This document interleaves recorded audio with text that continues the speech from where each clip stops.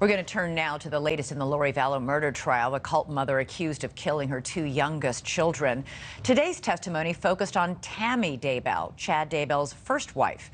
Tammy was thought to have died in her sleep, despite the fact that she was a healthy 49-year-old. We learned today that when medics arrived at the Daybell home that morning, it was clear to them that Tammy had been dead for some time, and they thought the scene was odd, and testified that Chad did not want an autopsy performed. Lori and Chad were married just 2 weeks later.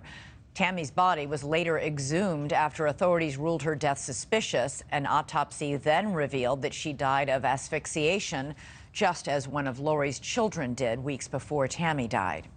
Joining me now is criminal defense attorney and former prosecutor Joshua Ritter and hidden true crime podcast host Lauren Matthias, who's been in the courtroom. Lauren, I'd like to start with you first.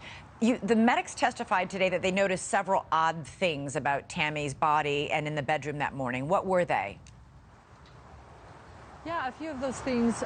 First off, they discovered that Tammy looked, as you mentioned, to have been dead for quite a long time, although Chad had allegedly just discovered her. There was a red, it looked like blood. We actually saw photos, but it looked like red foam coming out of her mouth, and there was a towel on the floor right next to her. And Chad actually ended up saying, well, yes, I've been wiping this foam from her mouth, and then the coroner picked it up, used it as well, and then continued to see more foam, pink foam, coming out of her mouth. She had never seen this before, she says. That is odd. Josh, I've got to ask you, the scene is odd, the medics think it's odd, and yet Chad Daybell is able to say, I don't want an autopsy for my 49-year-old healthy as a horse wife who died in her sleep. How is that allowed to happen? That's such a great question. Who knows how it's allowed to happen? It sounds like it should not have happened. Yeah, there was a lot of questions that needed answering when they arrived on scene. Her body was cold, lividity had set in, the foaming at the mouth. But apparently he was very emotional and responding in a way that they felt was appropriate for having just lost his wife, which didn't raise a lot of questions. It probably should have at the moment, and I expect that had they go back to do it again, they would have done things differently. But is that a thing? Is that a thing where a spouse can say, I don't want an autopsy, and nothing is done, even for a healthy 49-year-old woman?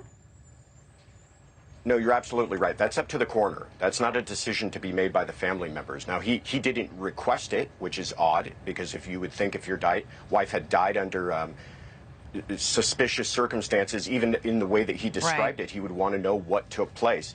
But the coroner should have ordered it, and that was the person who had the decision to make and decided that it was natural causes at the time, that there was nothing to lead them to believe that there was anything untoward at the time that they were first investigating. All right, well, later I found out that that totally wasn't true. Lauren, Tammy's sister was also on the stand for a second day, and she testified today that she asked Chad if he and Lori were going to raise Lori's children, and that Chad told her there are no children, that they were going to be empty nesters. How did that go over? Yeah, you know, at this point, Samantha, Tammy's sister, had said she had already looked Lori up. She had already realized that there were children and that there was a husband who had been shot, you know, a husband before Chad. And so when she asked this to Chad, she was looking for the truth. And she said, well, what about the kids? He said, oh, no, she's an empty nester.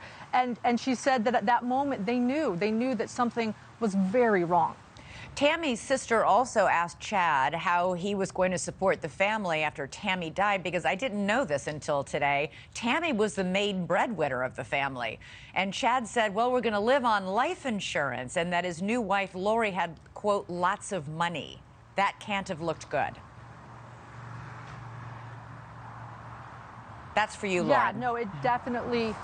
Okay, thank you, Elizabeth. I wasn't quite sure. It definitely did not look good. And I want to say this, we've been covering this case for 3 years, and family members have told us the exact same thing, that Chad told one relative that his new wife was hot and loaded, that they were just going to be okay and live in, you know, off of this life insurance for a long time. And of course, though, we need to mention they were living off of Tammy's life insurance, that he had taken an insurance policy off of her as well. Everything surrounding this was so strange. Joshua, you're a former prosecutor. There's been a lot of evidence that Chad and Lori are liars, that Chad and Lori are cheaters, that Chad and Lori wanted to scam money. How much evidence has there been that Lori actually conspired to kill Tammy and her kids, do you think? And that's really the question, right? This case has been really heavy on motive, as you point out. Through her fringe religious beliefs, it seems as though she had a reason to perhaps commit these murders. There's been a lot of consciousness of guilt evidence, the way that they behaved afterwards and things that they said to people regarding the whereabouts of the children. But you're exactly right. How do you connect her to the murders? Where is the forensic evidence? Where is the evidence of conspiracy, an agreement, some sort of steps in furtherance ahead of time that connects her to these murders? And that's really those final dots that the prosecution is going to need to connect here for jurors in these last few days of their case in chief. All right, Joshua Ritter, Laura Matthias, thanks so much. Thank you for watching. Go to newsnationnow.com to find NewsNation on your television provider. And don't forget to click the red subscribe button below to get more of NewsNation's fact-driven, unbiased coverage.